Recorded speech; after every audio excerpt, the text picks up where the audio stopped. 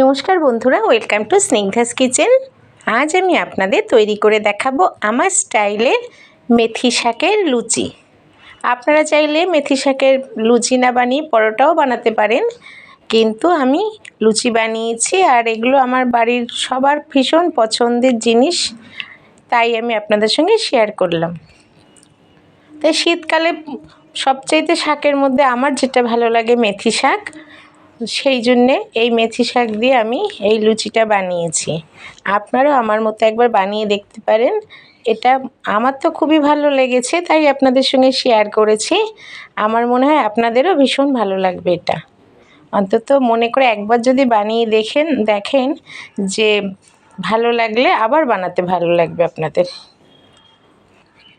তাই এর মধ্যে ময়দা নিয়েছি 500, আর ময়দার মধ্যে পরিমাণ মতো ময়াম, আর আমি চিনি দিইনি, গুড় মানে শুকনো ডাস্ট যে গুড় পাওয়া যায় সেই গুড় দিয়েছি, তা দিয়ে রেখেছি। আর মেথি শাকটাকে পুরো ডালপালা সমেতই, শুধু যতটা নরম অংশ আছে ডালের সবটা, সেই পুরো নরম অংশটা নিয়েই আমি কুকারে একটু সিদ্ধ করে নিয়ে দেখুন পেস্ট করে নিয়েছি। একটু জল দিয়ে পেস্ট করে নিয়েছি। এই পেস্ট করা মেথি শাকটা এখন আমি ময়দার মধ্যে দিয়ে দেব। তো বন্ধুরা, মেথি শাকটা কিন্তু আমি সিদ্ধ পুরো করার পরে একদম সঙ্গে সঙ্গে ঠান্ডা জল দিয়ে দিয়েছিলাম, তার জন্য এত সুন্দর সবুজ রঙটা এসেছে। আপনারাও তাই করবেন, সিদ্ধ হয়ে গেলে শাকটাকে একদম ঠান্ডা জল দিয়ে কিছুক্ষণ রাখলে, গরম জলটা ছেঁকে নিয়ে ঠান্ডা জল দিয়ে রাখবেন, তাহলে দেখবেন শাকের অরিজিনাল সুন্দর সবুজ রঙটা আস্তে আস্তে এসে যায়। মেথি শাকটাকে নিয়ে একটু সামান্য জল দিয়ে আমি পেস্ট করে নিয়েছি। এর পেস্ট করা মেথি শাকটাকে এই ময়াম যা দিয়েছি আর তার সঙ্গে ভালো করে মাখিয়ে নিচ্ছি। দেখুন জল কিন্তু দিইনি।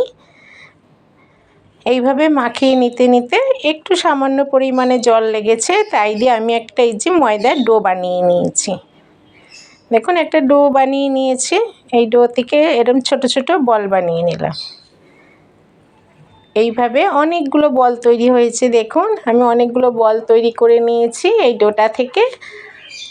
আর একটু তেল দিয়ে এই বলগুলোকে এবার আমি বেলে নেব। এইভাবে হাত দিয়ে একটু পেস্ট করে নিয়ে তারপরে এটাকে আমি বেলে নিয়েছি। দেখুন কড়াই তেল নিয়েছিলাম, তেলটা বেশিটাই গরম হয়ে গেছে।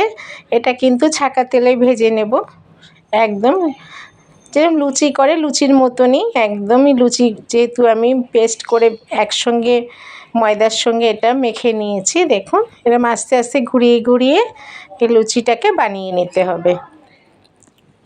এটা যেহেতু সিদ্ধ করে নিয়েছি, আমি সিদ্ধ করে পেস্ট করেছি, যার জন্যে কোনো রকম কোনো দানা গাছে ডালের পাতার মানে নেই, সেই জন্যে লুচিটা খুব সুন্দর ফুলছেও। তো এইভাবে দেখুন একটা একটা করে আমি সব লুচিগুলো বানিয়ে নেব। তো বন্ধুরা, আপনারা যদি মনে করেন কখনো আমার তৈরি এইভাবে মেথি শাকের লুচি বানিয়ে নিতে পারেন, বা এইভাবে মেখে পরোটাও বানিয়ে নিতে পারেন, ভীষণ ভালো লাগবে আপনাদের। আর এই শীতকাল মানেই মেথি শাকটা পাওয়া যায়, আর এটা খুবই ভালো শাক, শরীরের পক্ষেও ভালো। তা আপনারা একবার আমার মতো বানিয়ে দেখতে পারেন। তো বন্ধুরা, আমার তৈরি এই রেসিপি যদি আপনাদের ভালো লেগে থাকে, তাহলে আমার চ্যানেলটিকে আপনারা সাবস্ক্রাইব করবেন আর পাশে থাকা বেল আইকনটিকে ক্লিক করবেন। তো চলি বন্ধুরা, আপনাদের সঙ্গে আমার দেখা হবে আবার সুন্দর কোনো রেসিপি নিয়ে। তো বন্ধুরা সবাই ভালো থাকবেন, আসি তাহলে।